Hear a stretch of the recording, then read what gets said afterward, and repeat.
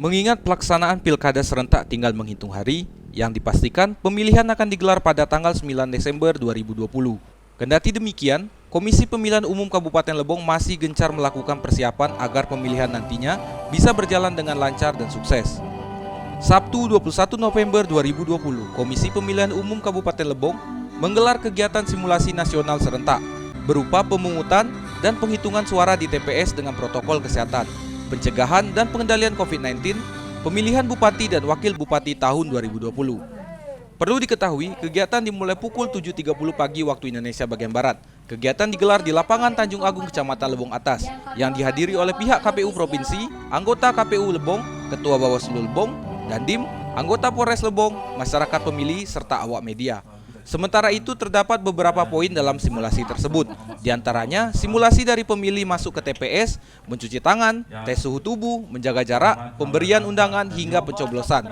Simulasi dilakukan guna memberi arahan bagi pemilih, bahkan menjaga keselamatan pemilih mengingat masih maraknya wabah COVID-19. Selain itu, TPS ditekankan untuk disiplin kepada pemilih. Bahkan diperketat aturan pemilih yang telah diberikan oleh Komisi Pemilihan Umum. Di antaranya, jika terdapat pemilih yang cacat fisik dan lansia, maka pemilih tersebut nantinya didampingi oleh kerabat atau anggota TPS setempat. Mencoba pemilih menerapkan protokol kesehatan, KPPS menerapkan protokol kesehatan. Nah, itu yang kita cobakan.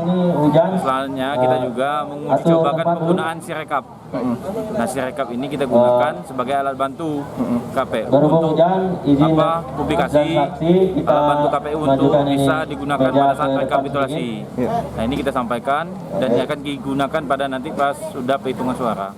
Pemilih masyarakat Kabupaten Lebong, kita sudah mau dicobakan simulasikan bahwa jangan ada keraguan pemilih untuk datang ke TPS. Kita sudah KPPS menerapkan protokol kesehatan yang ketat, menggunakan sarung tangan, masker, sampai penyemprotan bekala itu dilakukan. Jadi jangan ada keraguan pemilih untuk datang ke TPS 9 Desember nanti. Hal senada juga berlaku ke pemilih yang tidak mematuhi prokes COVID-19. Jika pemilih tidak mematuhi, maka nantinya tim TPS akan memberikan fasilitas kesehatan berupa masker serta sarung tangan dan lainnya. Dari Tubai, Dimas Mita, Lebong TV melaporkan.